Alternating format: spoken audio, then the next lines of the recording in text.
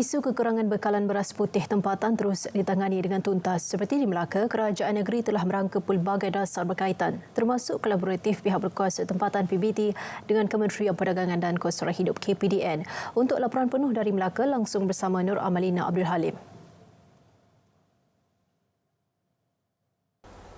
Ya Nurul, inisiatif yang diambil kerajaan negeri seperti mana dinyatakan Esko Kemajuan Desa, Pertanian dan Keterjaminan Makanan Dr. Muhammad Akmal Saleh agar rakyat memperoleh bekalan beras.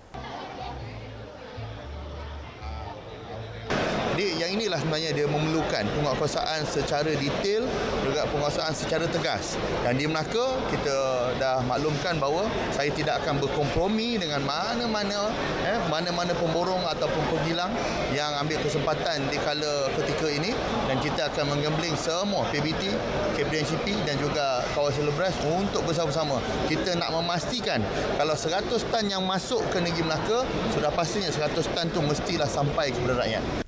Bercakap di Jahasin, beliau memaklumkan inisiatif jualan beras putih tempatan di kesemua Dewan Undangan Negeri DUN akan dilaksana setiap minggu. Pelaksanaan berdasarkan bekalan yang diperoleh daripada kawal selia padi dan beras sehingga situasi kembali pulih. Bermula Sabtu lepas, kerajaan negeri bersama Fama Negeri telah menyediakan 9,000 kampit beras putih tempatan untuk dijual di setiap DUN. Kualiti serta akses pengangkutan awam di negeri ini terus dipertingkat. Sempena Tahun Melawat Melaka 2024, Panorama Melaka menyediakan 63 bas yang bakal beroperasi tahun depan. Ketika ini, Panorama Melaka memiliki 24 bas dengan 17 laluan. Yang mana Panorama sekarang kita ada 24, dan sekiranya SBST itu dapat dilaksanakan melalui Panorama, kita akan nambah bas hingga mengikut requirement yang ditetapkan oleh APAD sehingga 63 bas, dan yang mana tumpuan utamanya adalah dari segi kekerapan dan juga ketepatan masa yang kita tumpukan untuk membantu kerajaan negeri dalam menyahut Tahun Melawat Melaka 2024. Penambahan bas Panorama Melaka itu juga antara langkah mengurangkan kesesakan trafik di kawasan tumpuan pelancong khususnya di Bandar Hilir. Pertunjukan 41 pesawat pelbagai saiz, payung terjun serta pameran statik telah mengkagumkan lebih 50,000 pengunjung pada Karnival Udara Antarabangsa Melaka 2023. Masuk edisi ke-8, saya turut berkesempatan mengunjungi karnival yang berlangsung di lapangan terbang Antarabangsa Melaka.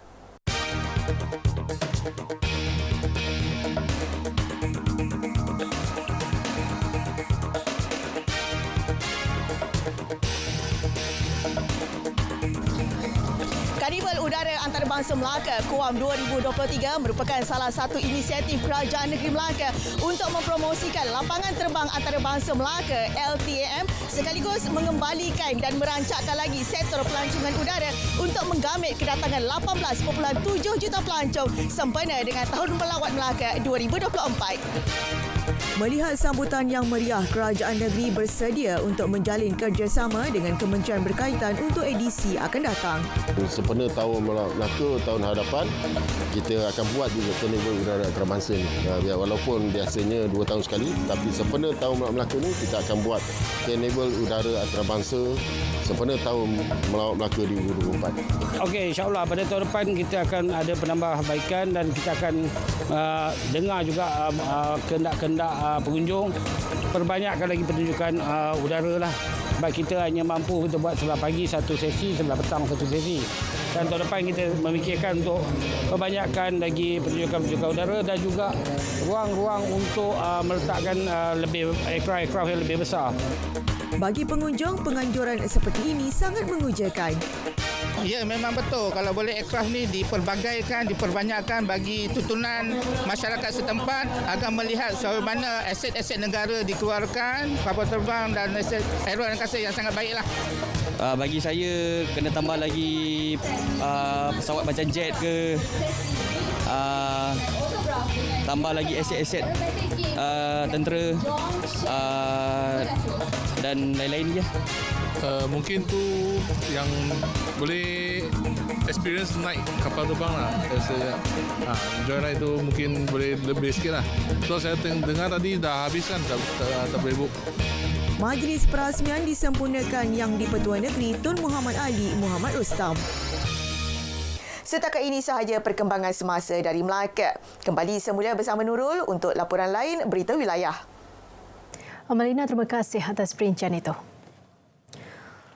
Polis kesan taktik terbaru sindiket penipuan dalam talian menggunakan email bagi memperdaya mangsa lakukan bayaran. Ketua Polis Johor, Datuk Kamarul Zaman Mamat berdedahkan sindiket telah memperdaya beberapa syarikat dengan menghantar email mengarahkan bayaran dibuat ke akaun lain. Saya pun pernah di call, dia tahu nombor handphone saya, dia tahu alamat saya berada di mana, dia tahu baru-baru ni. Tapi peliknya, okey, kita akan sambungkan ke you ke nombor ni, pegawai penyiasat. Hai. Patutnya kita yang minta. Okey, sambungkan saya ke pegawai penyiasat. Ni tak apa kita sambungkan you pegawai penyiasat. Beliau terdahulu menghadiri Perhimpunan Bulanan Polis Johor di Ibu Pejabat Polis Kontijen IPK Johor, Johor Bahru. Ketua Jabatan Siasat. Dua remaja antara 11 individu didakwa di Mahkamah Majistret Johor Bahru atas 3 pertuduhan mengedar dadah bulan lepas. Bagaimanapun, tiada pengakuan direkodkan selepas pertuduhan dibacakan di hadapan Majistret El Sharmini. Mengikut pertuduhan, kesemua mereka yang berusia 17 hingga 30 tahun didapati mengedar pelbagai jenis dadah dengan berat keseluruhan 19.491 kilogram. Perbuatan dilakukan di sebuah rumah di Jalan Bukit Skudai 6, Taman Bukit Skudai pukul 2 pagi 23 September lalu. Pendakwaan dikemukakan mengikut Seksyen 39(1)(a) Akta Dadah Berbahaya 1952 yang boleh dihukum mengikut Seksyen 39(b)(2) Akta yang sama. Kes dikendalikan Timbalan Pendakwa Raya Syamira Muhammad Lutfi Ismail. Hanya 3 tertuduh diwakili peguam bela. Mahkamah memutuskan semua tertuduh yang juga rakan tidak dibenarkan diikat jamin. Mahkamah menetapkan 2 November depan sebagai tarikh sebutan semula kes bagi serahan laporan kimia. Baik, beralih ke saingan Piala Presiden, Johor Darul Takzim JDT3 berjaya mempertahankan kejuaraan bagi 2 musim berturut-turut selepas menewaskan Negeri Sembilan FC 2-0 pada aksi final kedua semalam. Keputusan itu menyaksikan skuad muda Harimau Selatan menang dengan agregat 5-1 termasuk ketika menang 3-1 di Paroi tempoh hari. Skuad muda Harimau Selatan berjaya mendapatkan gol pembukaan pada minit ke-58 menerusi Fergus Journey.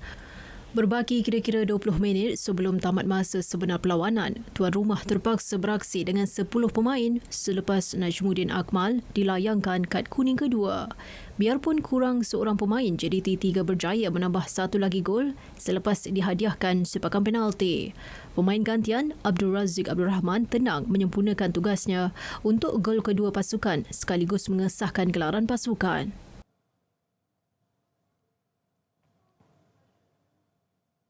Sementara itu, pengendali JDT3 Gonzalo Sanz Zabalov cukup berpuas hati dengan prestasi keseluruhan ditampilkan anak buahnya. In JDT, there's no starting or ending. Now, if I'm not mistaken, this is the 53rd title for the club. Then they have to understand, stone by stone, we are growing. So we are very happy with their attitude. They tried very hard, and we are very happy. Kita tahu sebelum game akan jadi susah sebab Negeri Sembilan akan push dari permulaan. So kita game plan kita jadi sebab coach nak kita stay compact first half, lepas tu second half akan buka lagi ruang untuk kita boleh main. Mereka main sangat keras.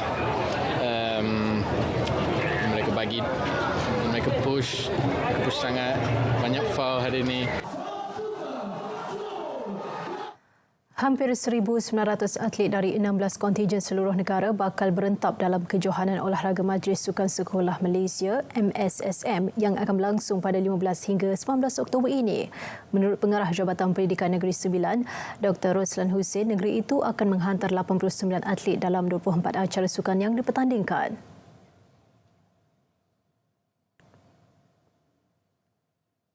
Sudah tentu harapan kita ialah akan ramai lagi muncul atlet-atlet daripada Negeri Sembilan ini di peringkat yang lebih besar pada masa akan datang, kerana MSSM inilah merupakan satu platform terbaik untuk kita mencongkil bakat-bakat baru di Negeri Sembilan khususnya dan di Malaysia amnya. Beliau berkata demikian pada sesi persediaan atlet MSSM di Paroi. Negeri Sembilan menjadi tuan rumah buat kali kedua kejohanan itu. Ia akan berlangsung di 2 lokasi iaitu Stadium Tuanku Abdul Rahman dan Kompleks Sukan Tunku Najihah Universiti Sains Islam Malaysia USIM Nilai. Beliau turut memaklumkan majlis pembukaan rasmi kejohanan akan diadakan pada 14 Oktober.